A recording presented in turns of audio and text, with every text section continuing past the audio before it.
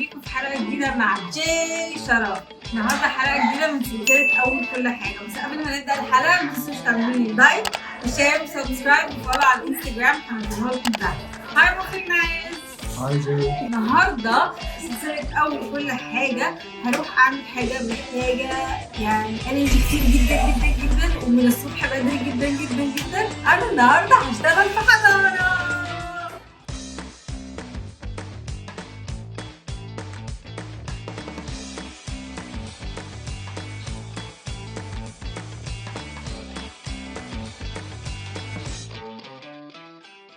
يلا بينا نروح الفصل نشوف الأطفال. الحضانة دي اسمها دار الحنان، عندهم حاجة مميزة جدا. صاحبة المكان هي عاملة دراستها ومشروع التخرج بتاعها عن الأطفال اللي عندهم صعوبات تعلم، حاجة زي الديسلكسيا. فاللي شاف حلقاتي قبل كده شريف لقينا مكانك اللي عندك بيعالجوا هنا الديسلكسيا. الديسلكسيا ده عبارة عن حد بيكون مش بيقرا الحروف بالترتيب الصح، فبالتالي بيواجه هو صعوبات ان هو يقرا ويكتب، بس هم بيعالجوا ده تماما وكمان ببلاش. يعني كل الطفل لازم يعمله ان هو يدفع اشتراك في الشهر. يلا بينا نروح نشوف شويه اطفال ونلعب معاهم. ازيكم؟ الحمد لله. قولوا لي احسب حرف وقولوا لي ده حرف ايه، اوكي؟ اكتبهم بالترتيب. هتتلخبطوا؟ لا؟ ما نشوف. طيب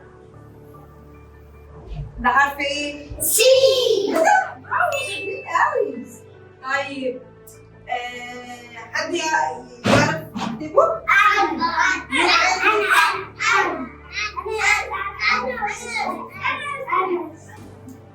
شطورة. ها لابس ايه؟ عايز اسمك ايه؟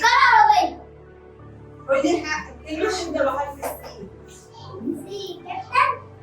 كابتن. برافو، انت عارف ان انا بابايا كابتن، تعرف كده؟ برافو برافو عليك. يلا روح اقعد مكانك. طيب مين يعرف يكتب لي حرف دي بالانجلش؟ ها عارف تكتب؟ عارف تكتبي حرف دي بالانجلش؟ تعالي. ده حرف ايه ده بقى؟ دي. ماشي. في اي حاجه وليه تبقى حرف؟ ليه دي حلوه يا بنتي، دي جميلة. طيب ارسمي تاني مفيش مشكلة. قولي لي بقى دي ايه؟ وردة. كده قولي لو أنا بكتبه صح، ماشي؟ اوكي؟ بص. ها أنا كده كتبته صح؟ لأ؟ طب أعمل إيه؟ ممكن تمسك معايا؟ شكرا. طيب مين يعرف ايه الحرف اللي يجي بعد الألف؟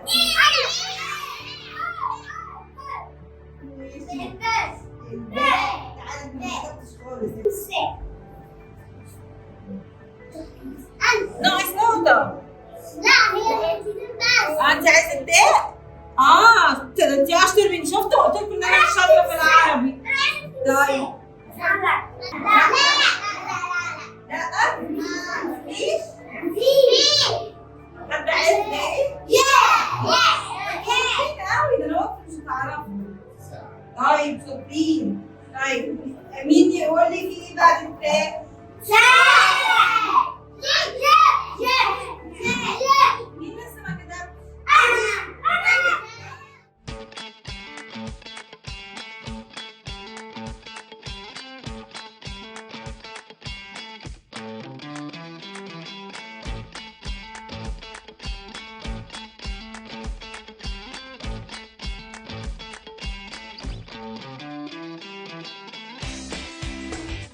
في حاجة مهمة جدا ان هما بيعملوا جروب واتساب للاهالي عشان يعلموهم ازاي يتعاملوا مع اي طفل عنده صعوبات تعلم.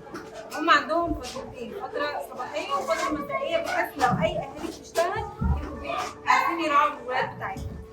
حاجة تانية هما بيأكدوا ان هما ما يلبسوش الاطفال يونيفورم عشان الطفل يحس ان هو جاي يبص ويلعب. ودلوقتي عندنا المفاجأة، الاطفال بتتمرجح.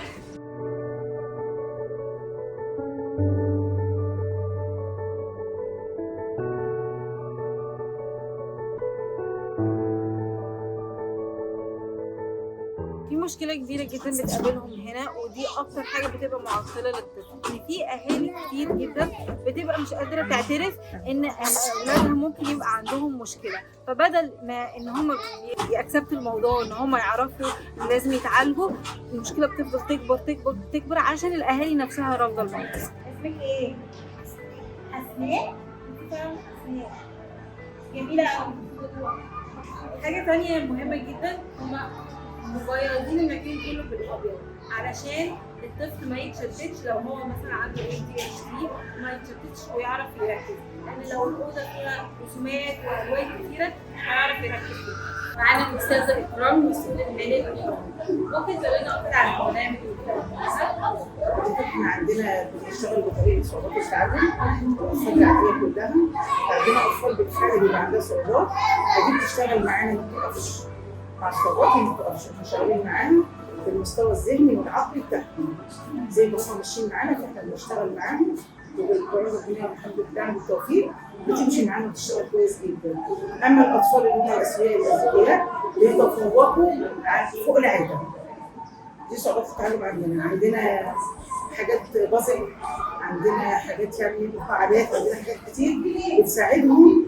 الحاجات دي بتساعد على تنميه القدرات من غير الطفل يعرف ان احنا كده بنعالج، لا هي بالنسبه له لعبه. بالنسبه له هو مبسوط بيلعب، لكن هي ليها هدف ان هو بيلعب. احنا لينا هدف منها ان هي بتنمي قدراته وبتقوي ذكائه بالنسبه لنا، وده مع الوقت بيبان عليه وقت الشغل، بنحس ان هو بيجي معانا كتير يعني. شكرا لحضرتك. ودلوقتي في اخر اليوم وصلنا لحفله الختام، ناكل تورته. يلا انا عايزه اكل تورته.